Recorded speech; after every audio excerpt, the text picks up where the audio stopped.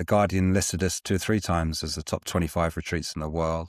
And pretty much most of the yoga magazines, once we got that kind of exposure, we then all we had to do was make a phone call to the editor and say, come out. And it wasn't even the journalists that came out. We hosted the editors so we could have proper conversations about the industry, about what was going on in the yoga world, and about why spending time in a remote, not glossy place, because we weren't a 5-star hotel resort.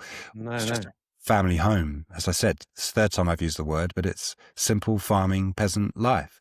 We didn't invest into turning them into suites. We just put roofs on and electricity and plastered the walls and painted them, put in some nice furniture. But it's not a hotel. The confidence that we knew when we were putting it out there was spend a week or two in this valley landscape. You'll feel different about yourselves because we'd have. And the silence and the quiet and the relationship with the rivers and the wind and the trees and the bees and the birds and the fauna and the mountains and the rocks in quiet, still, meditative, relational conversation will transform your perception of yourself and your own story. That quiet, tiny heart voice that never has a chance to be heard in the busyness of your life will be able to be heard when you spend time in the rich, lucid intimacy of being in your own presence. So the quality of our accommodation didn't matter. We had to get good yoga teachers, incredible world-class therapists and acupuncturists that had compassion and kindness built in. And we did have to run recruitment campaigns to find the very best plant-based chefs out there. We did all those things, but the basic product of spend time in the mountains and it was transformative for you, we knew would always work. Fantastic. And on the website, I can see you do forest bathing, wild swimming, walking and hiking, listening in nature, massage and acupuncture, and nourishing yogi diet food. So the top 4 things I've read out is what you've just described. I remember you saying quite a few years back, you had interns queuing at the door wanting to come and work for you. Why is that, and what was that all about? We had a volunteer program.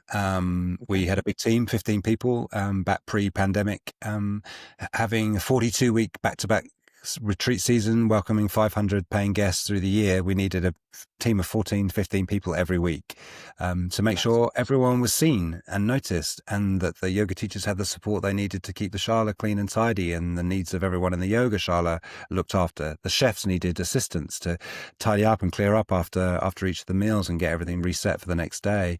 The hosts that were looking after the well-being and the experience of the hikes and all the things that people could do, they needed support as well. So we just flooded our team with kind human beings. Some of them paid, and some of them came to learn more about how to teach yoga on a retreat, how to cook food for a retreat, how to host people on a retreat. So we'd have 2 volunteers every month through the season to learn and to work with us. Yeah, that was lovely to do. We don't do that anymore though, Robin, because post-pandemic, we had a chance to reevaluate the way that we were running our business. And my wife and I decided that it was best. We didn't want to run so many of our own retreats. And so we just put it out there to the yoga world and said to teachers and studios and retreat leaders, hey, would you like to run your own retreat at Valdemoses? Bring your own group. We'll feed them and look after the gardens and the spaces. But we'd already welcomed more than 4,500 people from 85 different countries and served that retreat experience for more than a decade, 12 years or so. And we felt it was time, when we reopened after the pandemic, to do it on a different, gentler model for us as a family. And our kids returned from university, and now our grandchildren are there and living. So just wanted something quieter, simpler, without the responsibility of being the ones that have to make sure that the well-being transformative journey of their time in nature is money well spent. Now that's not so much up to us. It's up to the retreat leaders that bring their own groups. They run the program. We just feed you.